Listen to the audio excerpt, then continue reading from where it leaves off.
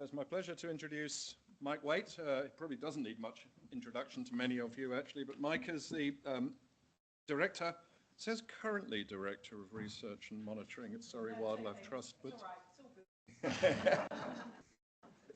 But anyway, Mike will be known to many of you, and that's a perfect segue from Ben's talk, because this is also about evidence and a very exciting piece of new information and evidence that Mike and his team have made available. Mike, right. To you. Thank you, Richard. So that's forward.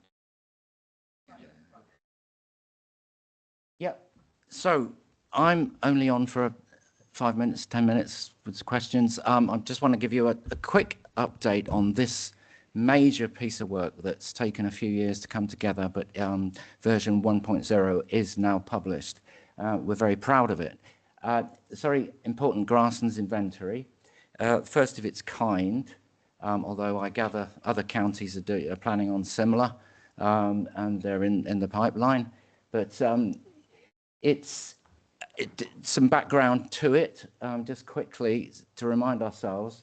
It's actually the idea of the Surrey Botanical Society, Anne Sankey in name, lobbied the trust for a number of years to do something like this, and it was enabled by Natural England finding some funding in 2022. And oh, I've got it in front, so I'll keep looking. Yeah, and then we matched that with in-kind professional time, and we went ahead. Initially, it was for a year, but with extra funding from the Bannister and the Hammer-Mellis Trust, it enabled it to carry on for another 18 months to 2 years. The name, that was a bit of a journey. We originally called it the Irreplaceable Grasslands Inventory, but of course, irreplaceable has connotations now that is set in stone in the irreplaceable habitats regulations, and there's no grasslands in them at all, even the very high distinctive types. So yeah, I won't say any more about that. So analogous to the Ancient Woodland Inventory, really, which is national policy, of course, planning policy. This, essentially, ours would be a local or regional planning protection. And the key objective, as we see there, is an evidence-based to justify elevated bespoke planning protection to robustly identify, formally identify grassland sites. And it would be complementary to our local wildlife identification system, that sites of nature conservation importance, we call them in Surrey, the Ancient Woodland Inventory and policy, and obviously to update Natural England's priority habitat inventory as well. So defining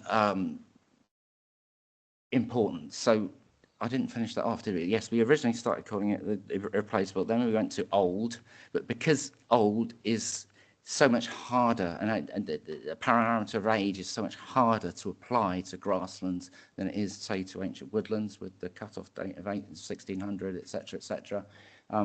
We thought we'd abandon that old notion, and we landed on important.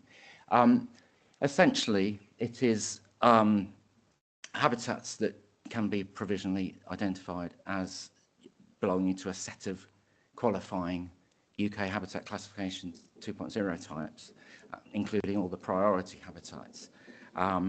So we had to regard it as provisional because the data to inform this were quite varied. Yes, there was very robust data for a set of sites that, you know, are definitely these types. Others had to be brought in from varying degrees of data. Let's just keep it as that. The qualifying habitat has to be extensive, couldn't just be in a corner of a field. Exclusions, you know, if acid grassland is a typical example on heathlands, you know, intimately with heathland on as much acid grassland is, where that is the case, we've excluded that. But golf courses, for example, they're annexed if they've got important grassland in them. And then the sorts of grasslands, remnant grasslands you find on verges of traffic infrastructure is also excluded, but that's subject to an action plan.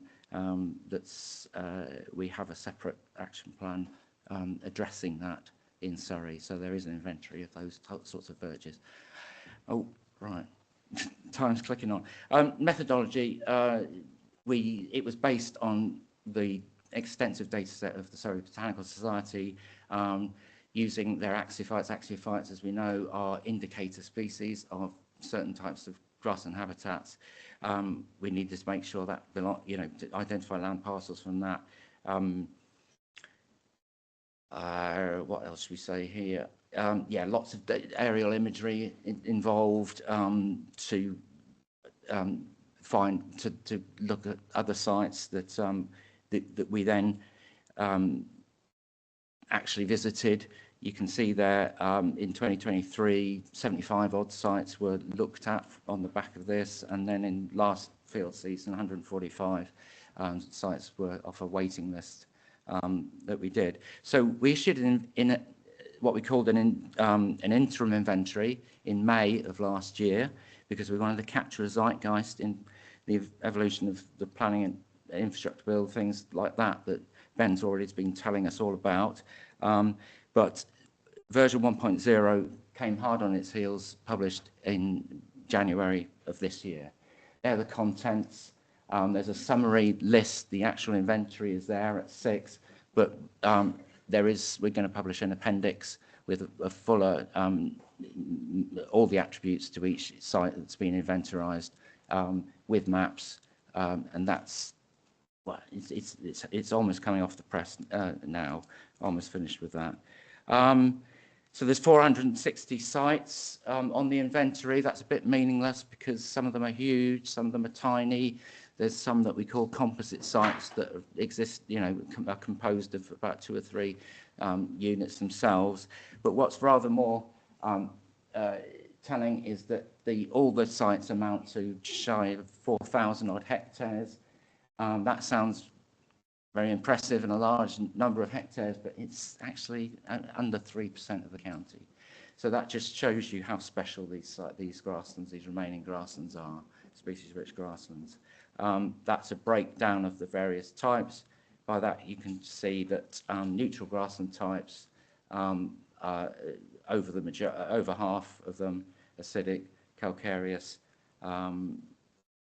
roughly about the same quanta, but that's excluding the acid grassland and heathlands, as I've already said. Review period in process. We're in version 1. We're intending it to be a cyclical because we know that there's bound to be other sites out there we're still not aware of. In fact, they've already started coming through now that people are aware of the inventory. So there's a submission procedure whereby we'll review this. 2.0 would be ideally in 2033. We're planning an actual webinar for this kind of audience, planners and ecologists, on the 29th of April. That's going ahead. So if you want to attend that, get in touch with Sophie and we'll take bookings on that. So nearly there. This is what Ben's been talking about, really. I mean, this is the recommended model local planning policy that we're recommending to our local planning authorities. It's very typical type of policy afforded to nature protection in this way. But we've got local government reorganisation staring us in the face in Surrey. Our 11 boroughs and districts are going to be divided into 2 unitary authorities, West and East Surrey. That will require eventually a complete turnaround in local planning. There will be new local plans, and they'll be very, very much subject to the new National Planning Policy Framework, which is the consultation on that finished last week. Suffice to say, the hard message from that review, as it stands, is that local innovation is not going to be popular. They want national diktat is the current state of the game with this. So a lot of things like in Surrey, for example, we've managed to set, two of our authorities have got policies requiring 20% biodiversity net gain in Guildford and Mole Valley. Surrey Heath was pursuing that, but their plan is with the Secretary of State as we speak.